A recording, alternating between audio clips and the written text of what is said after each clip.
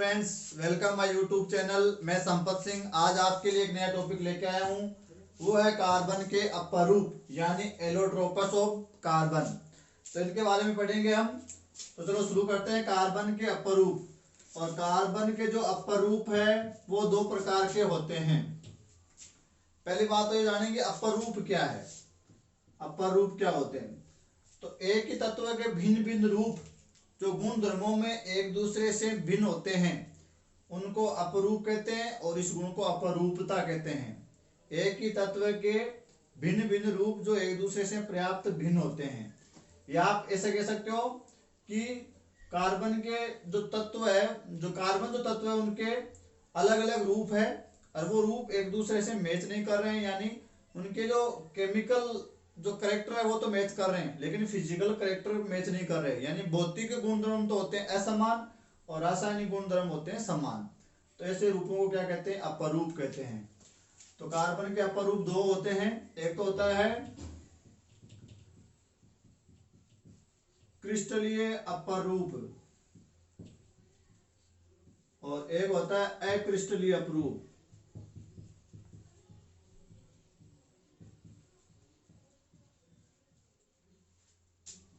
अब ये क्या है? क्रिस्टलीय क्या होता है, अक्रिस्टलीय क्या?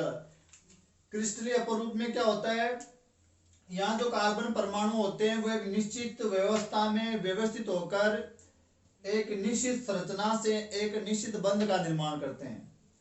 कार्बन परमाणु निश्चित व्यवस्था में व्यवस्थित होकर निश्चित ज्यामिति द्वारा निश्चित बंध कोण का अगर निर्माण कर रहे हैं तो वो तो हो जाएंगे कार्बन के क्रिस्टलीय अपरूप। यहाँ है वो अव्यवस्थित है, कोई निश्चित ज्यामिति नहीं है, निश्चित कोई बंध कोण नहीं है, तो उनको हम कहेंगे अक्रिस्टलीय अपरूप। क्रिस्टलीय अपरूप में तीन आते हैं। एक तो हीरा, एक आता है ग्रेफाइट और एक आता है फुलरीन। और अक्रिस्टलीय में भी तीन चार आते हैं। तो जैसे कोक है, कोल है, चारकोल है। तो चारकोल ये जंतु और कास्ट, जंतु चारकोल और कास्ट चारकोल, और कार्बन गैस और काजल, ये कार्बन के अक्रिस्टलीय अपरूप है। तो कार्बन के अपरूप जो तत्व के भिन्न भिन्न रूप जो एक दूसरे से भिन्न है उनको तो कहेंगे अपरूप। और ये कितने प्रकार के? दो प्रकार के, क्रिस्टलीय और अक्रिस्टलीय। क्रिस्टलीय में आ जाएगा हीरा, ग्रेफाइट, फुलरीन तीन, और अक्रिस्टलीय में आ जाएगा कोक है, कोल है, जंतु चारकोल है, कास्ट चारकोल है, कार्बन गैस है, काजल है। तो यहाँ कोई निश्चित ज्यामिति नहीं है, निश्चित कोई बंध कोण नहीं है कार्बन और कार्बन के मध्य। और यहाँ कार्बन और कार्बन के मध्य एक निश्चित बॉन्ड है, एक बंध है, एक दूरी है, एक निश्चित ज्यामिति है, और सारे कार्बन परमाणु एक निश्चित व्यवस्था में जमे हुए हैं। तो ये दो प्रकार के होते हैं। अब इनको तो हम पढ़ने वाले नहीं है अभी आज हम पढ़ेंगे क्रिस्टलीय अपरूप, हीरा, ग्रेफाइट और फुलरीन, इनकी संरचना, इनके गुण, विशेष लक्षण और इनका उपयोग।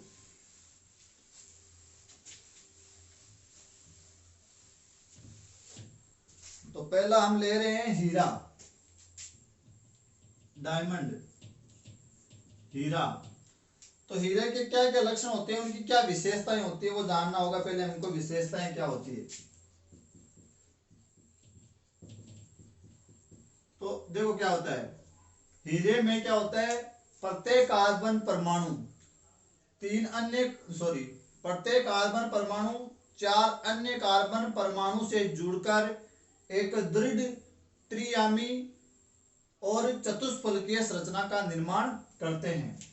तो पहली विशेषता क्या हो गई? प्रत्येक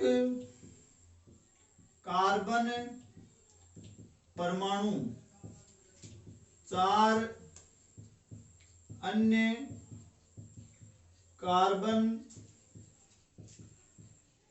परमाणु से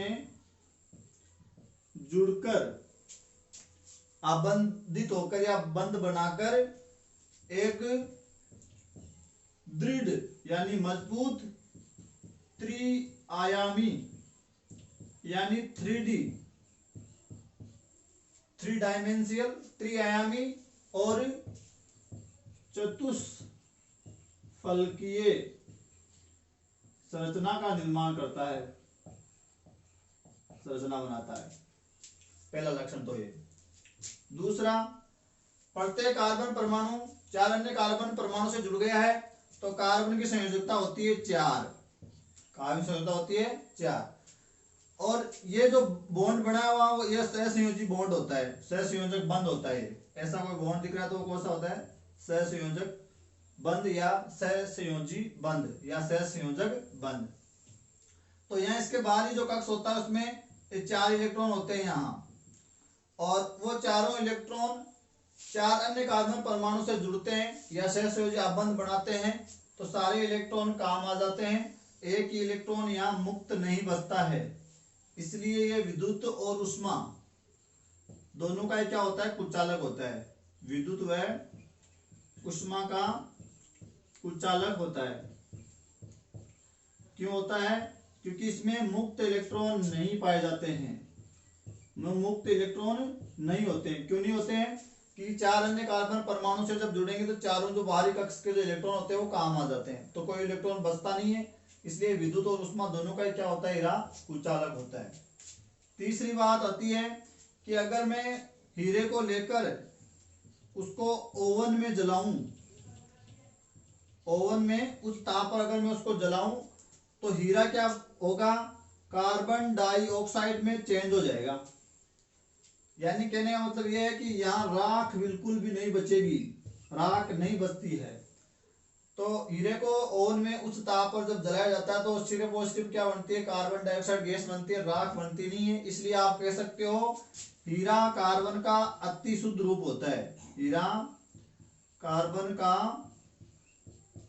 अति शुद्ध रूप है, अति शुद्ध, एकदम प्योर वाला रूप है, अति शुद्ध रूप होता है। नेक्स्ट बात आती है कि यहाँ कार्बन परमाणु जुड़ रहे हैं एक अन्य कार्बन परमाणु से, ये कार्बन परमाणु इससे जुड़ गया, तो यहाँ कार्बन और कार्बन के मध्य जो बंध दूरी होती है वो 1.54 एंगस्ट्रॉम होती है। कार्बन और कार्बन के मध्य हीरे के अंदर जो दूरी होती है वो 1.54 एंगस्ट्रॉम होती है।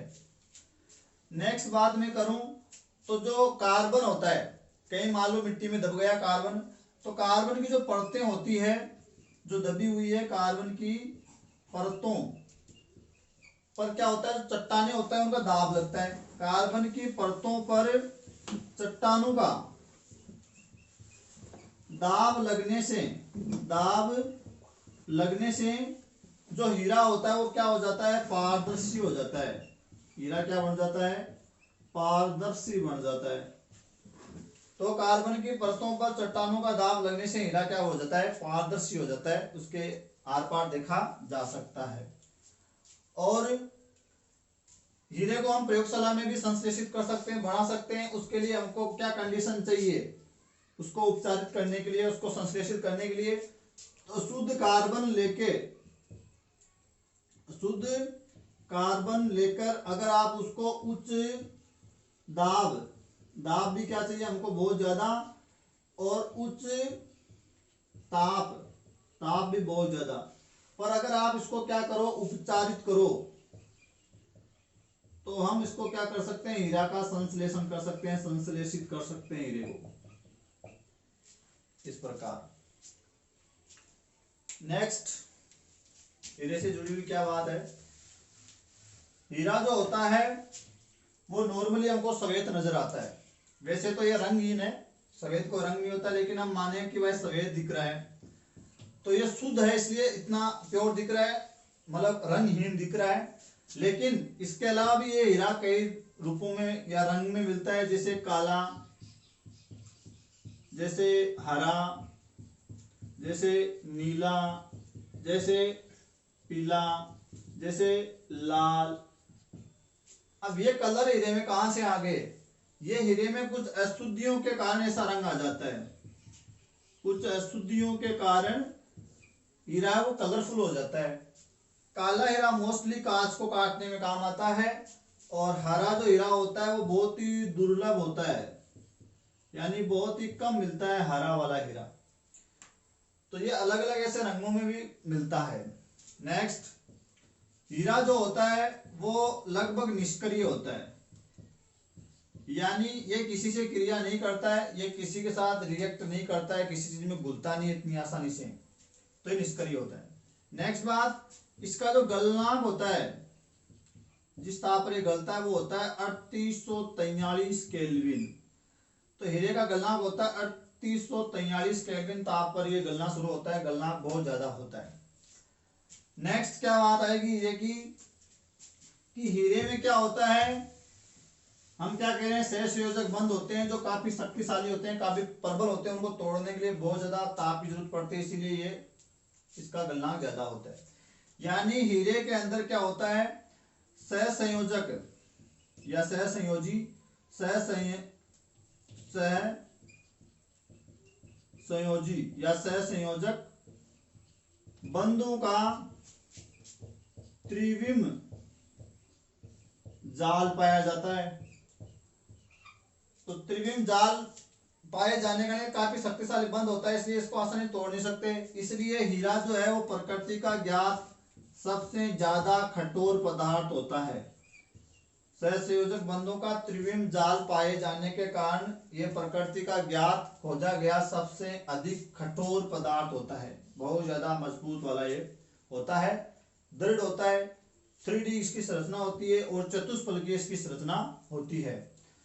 तो ये हीरे से जुड़ी कुछ बातें, उनकी विशेषता। साथ में एक बात मैं और बता दूं, हीरा जो होता है वो प्रकाश के जो उष्मा किरणें होती है, उष्मा विकिरणें होती है, उष्मा के प्रति ये काफी जो उष्मा विकिरणें होती है उसके प्रति ये क्या होता है, काफी संवेदी होता है। तो इसलिए अति शुद्ध थर्मामीटर बनाने में हीरे का इस्तेमाल किया जाता है। उष्मा विकिरणों के प्रति संवेदी होने के कारण अति शुद्ध थर्मामीटर बनाने हेतु किसका इस्तेमाल किया जाता है, हीरे का इस्तेमाल किया जाता है। इसके अलावा क्या बातें हो सकती है हीरे की, तो ये कई सारी बातें हो गई हीरे की। अब बात करेंगे इसका है उपयोग क्या है, हीरे का उपयोग। तो हीरे के उपयोग, ये चमकदार है, चमकीला है, इसलिए हमारे जो आभूषण होते हैं, आभूषणों में इनको जड़ा जाता है चमक के कारण, तो आभूषणों में काम आ गया। हमारे जो जेवर होते हैं, जेवरात। दूसरा अभी हम बात करें, जो काला वाला जो हीरा है उसे क्या किया जाता है, कांच की कटाई की जाती है। कांच की कटाई करने में और उसमें छेद करने में, मजबूत है इसलिए आराम से काट देगा। और पत्थर की कटाई भी इससे कर सकते हैं क्योंकि काफी मजबूत है, प्रकृति का ज्ञात। पत्थर में जो पत्थर होता है, स्टोन होता है, उसमें छेद किया जा सकता है, तो इसमें काम आ रहा है। फोनोग्राम की सुई बनाने में, फोनोग्राम की सुई बनाने में हीरे का इस्तेमाल होता है। तो इस प्रकार हीरा है वो जो कांच काटने में, कांच की पॉलिश करने में, हीरे की पॉलिश भी इससे की जा सकती है, हीरे से उसमें छेद किया जा सकता है, पत्थरों की कटाई की जा सकती है, उनमें छेद किया जा सकता है। और अपघर्षक के रूप में, अपघर्षक यानी किसी वस्तु में धार देने के भी ये काम आता है, धार देने में भी। तो कटाई करने में, छेद करने में, फोनोग्राम की सुई बनाने में, अपघर्षक के रूप में, आभूषणों में, इस प्रकार हीरे के कई सारे इस्तेमाल है। तो ये हो गया हमारा हीरा। और हीरा जो होता है उसकी मैं संरचना की बात करूं, कैसा दिखेगा, तो हम कह रहे हैं प्रत्येक कार्बन 4 अन्य कार्बन परमाणु से जुड़कर एक दृढ़ त्रियामी चतुष्फलकीय संरचना का निर्माण करते हैं। तो ये जो मैं संरचना बना रहा हूं वो कार्बन है, प्रत्येक ये क्या है, कार्बन है। और कार्बन के मध्य दूरी कितनी है, 1.54 एंगस्ट्रॉम। और ये सारी क्या है, कार्बन है। और ये प्रत्येक कार्बन 4 अन्य कार्बन परमाणु से जुड़ते हैं। तो ये कैसे न कैसे किसी न किसी प्रकार से 4 जो अन्य कार्बन परमाणु है उनसे जुड़ जाएंगे। यहां भी कार्बन है,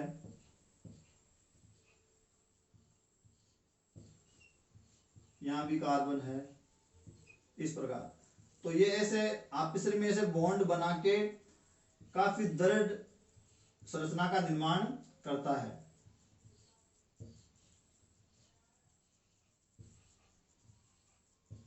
इस प्रकार ये आगे से आगे बढ़ता रहेगा, काफी जटिल संरचना का निर्माण होता है।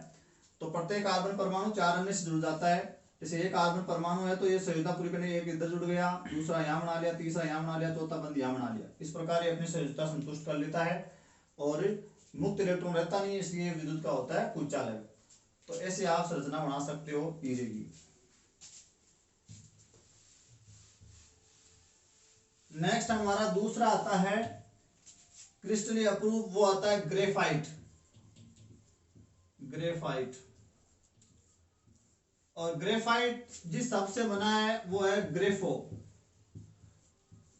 ग्रेफो शब्द से बना है और एक ग्रीक भाषा का शब्द है। और ग्रेफो का मतलब होता है मैं लिखता हूं, मैं लिखता हूं। यानी हमारे जो लिखने वाली जो पेंसिल होती है उसमें ग्रेफाइट होती है। और ग्रेफाइट बना है, ग्रेफो एक ग्रीक वर्ड से बना है जिसका अर्थ होता है मैं लिखता हूं या लिखने वाला।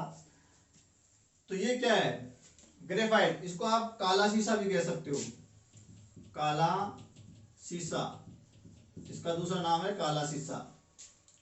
अब यहाँ क्या होता है, वहां प्रत्येक कार्बन 4 अन्य कार्बन परमाणु से जुड़ा हुआ था, और यहाँ क्या होता है, यहाँ प्रत्येक कार्बन परमाणु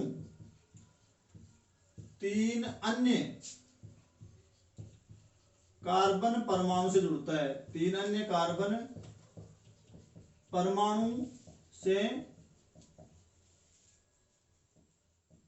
जुड़कर, और जुड़ते किसमें, एक ही तल में, एक ही तल में जुड़कर षटकोणीय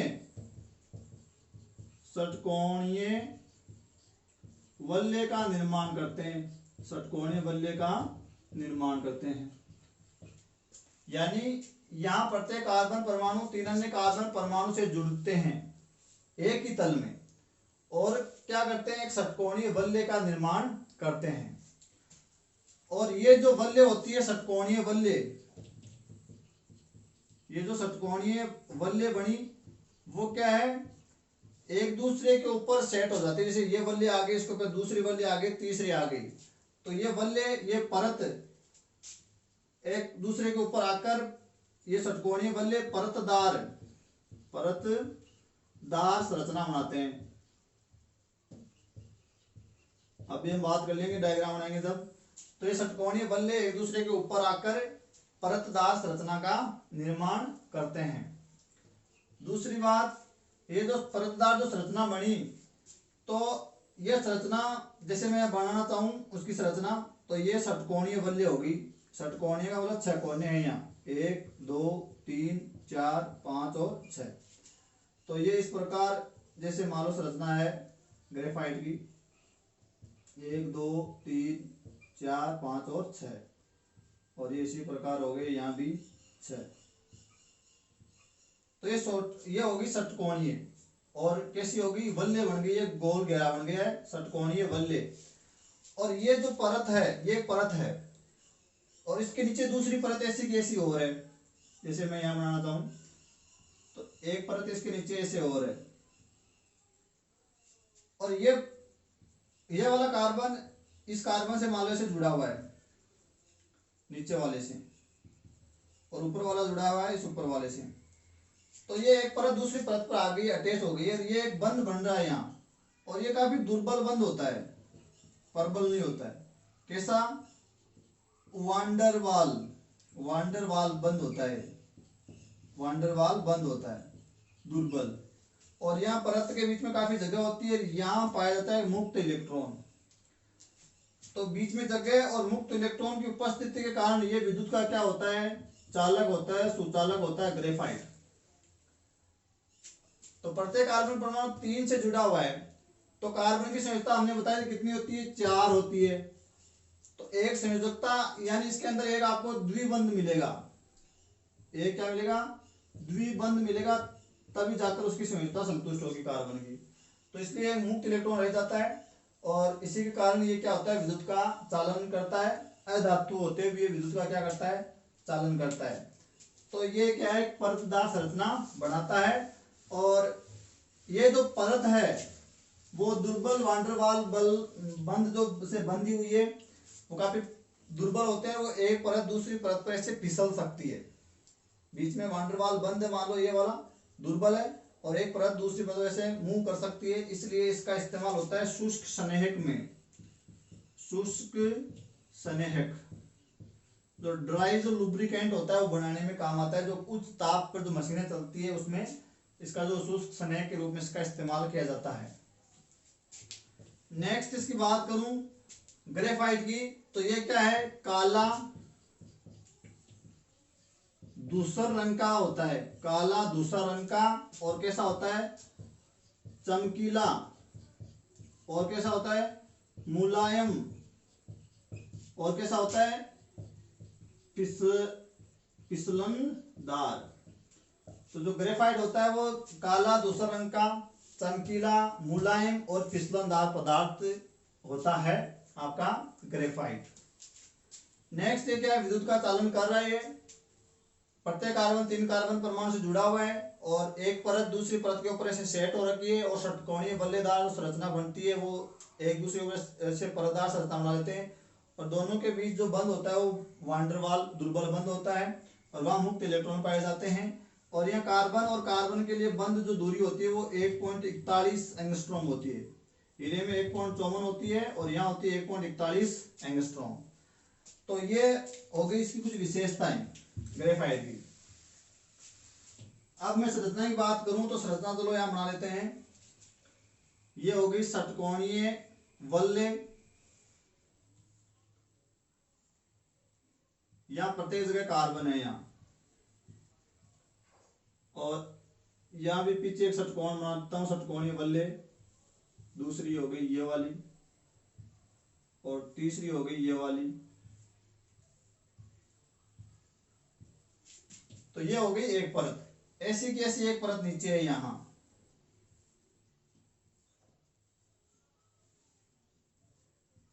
यहां प्रत्येक जगह कार्बन है।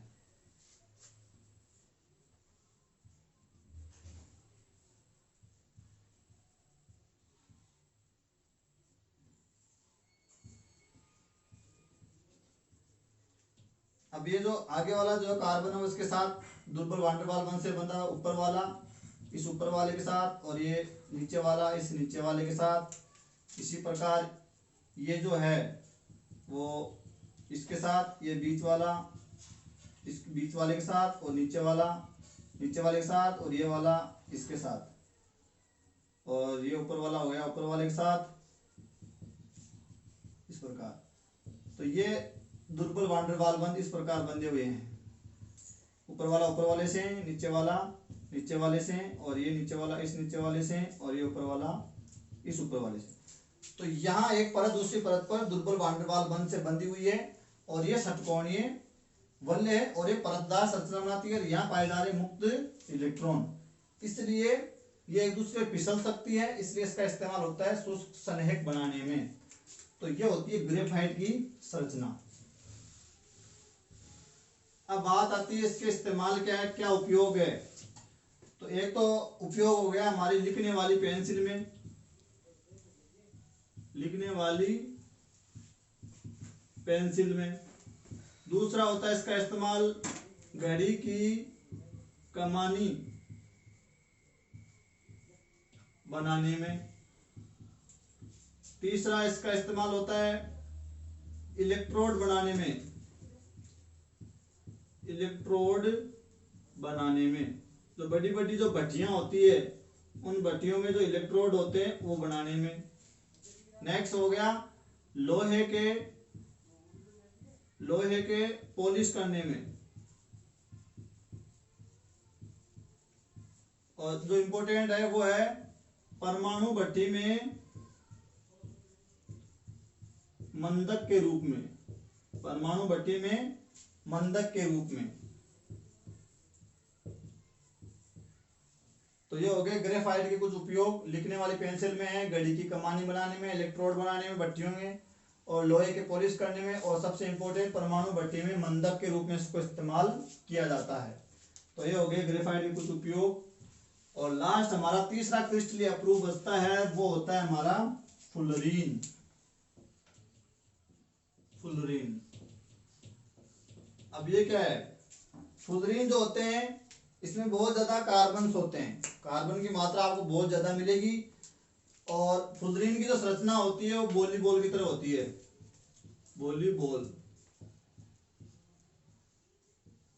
वॉलीबॉल की तरह इसकी संरचना होती है फुलरीन की। और फुलरीन का जो नाम है अमेरिका के प्रसिद्ध वास्तुकार जिसका नाम है बकमिनिस्टर फुलर। बकमिनिस्टर फुलर के नाम पर इसका नाम रखा गया क्या? फुलरीन। तो अमेरिका के प्रसिद्ध वास्तुकार बकमिनिस्टर फुलर के नाम पर इसका नाम रखा गया था फुलरीन। और इसकी संरचना होती है वॉलीबॉल की तरह, एक पिंजरेनुमा संरचना होती है। और फुलरीन में लगभग 60 से 70 या इससे भी क्या ज्यादा आपको क्या मिलेंगे? कार्बन मिलेंगे। और ये कई प्रकार के होते हैं, जैसे C32 है, C50 है, C70 है, C76 है, C60 है। ऐसे कई रूपों में होता है फुलरीन। लेकिन इसमें सबसे जो इंपॉर्टेंट होता है वो होता है C60, यानी सबसे जो स्थायी जो फुलरीन है, स्थायी फुलरीन, वो कौन सा होता है? C60 होता है। और इसको बकमिनिस्टर फुलर भी कहते हैं,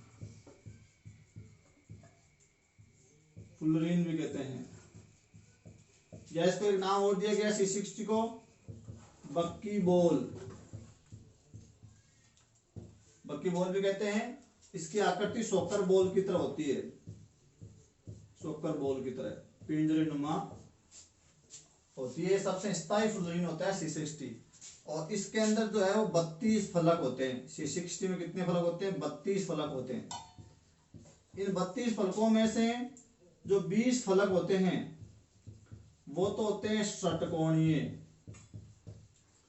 यानी 6 कोने वाले से 1 2 3 4 5 6।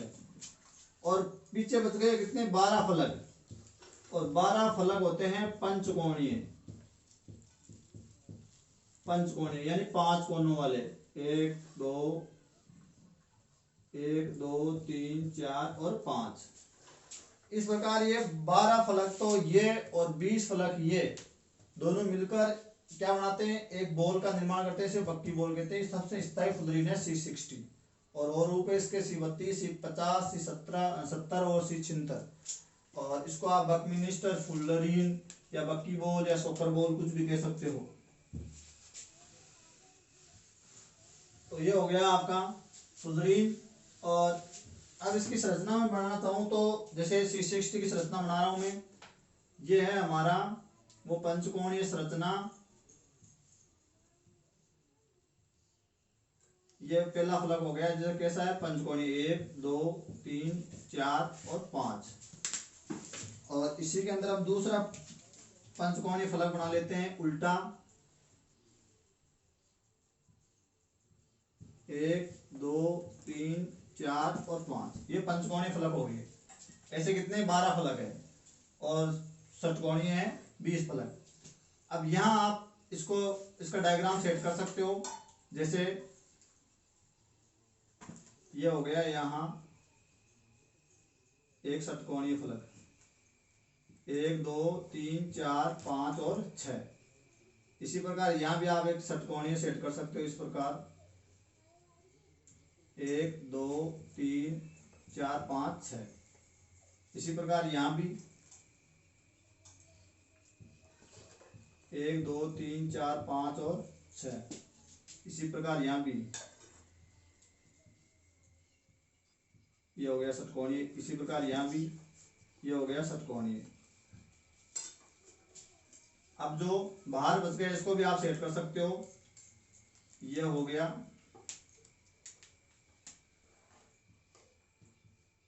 आपका षटकोणी, षटकोणी ज्यादा है और पंचकोणी आपके कम है।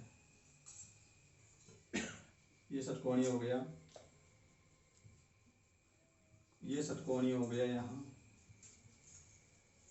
फिर ये षटकोणी हो गया और फिर ये षटकोणी हो गया। और इस प्रकार ये एक क्या बन जाती है, फुटबॉल की तरह एक बॉल बन जाती है, जिसको हम क्या कह रहे हैं, बक्की बॉल कह रहे हैं। तो इस प्रकार ऐसे बॉल के टाइप की सी संरचना होती है किसकी, आपके फुलरीन की। अब बात आते हैं इसके उपयोग की। एक तो उपयोग होता है इसका पानी के शुद्धिकरण करने में, दूसरा होता है आणविक बॉल बेरिंग बनाने में, और ये विद्युत का ऊष्मा का अतिचालक होने का इसका कुछ रासायनिक उपयोग इसका होता है। तो ये हो गए हमारे कार्बन के क्रिस्टलीय अपरूप।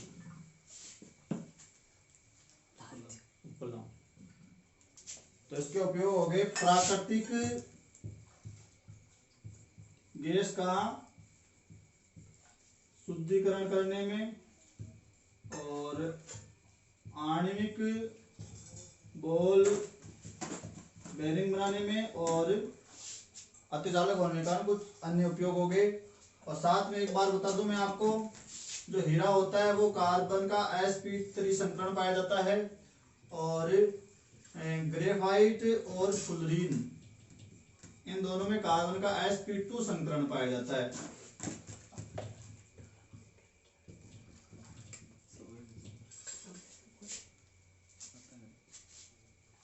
तो ये भी ध्यान रखना आपको, हीरे में कार्बन का sp3 संकरण और ग्रेफाइट और फुलरीन में sp2 संकरण पाया जाता है। और तो ये हो गए हमारे क्रिस्टलीय अपरूप। धन्यवाद।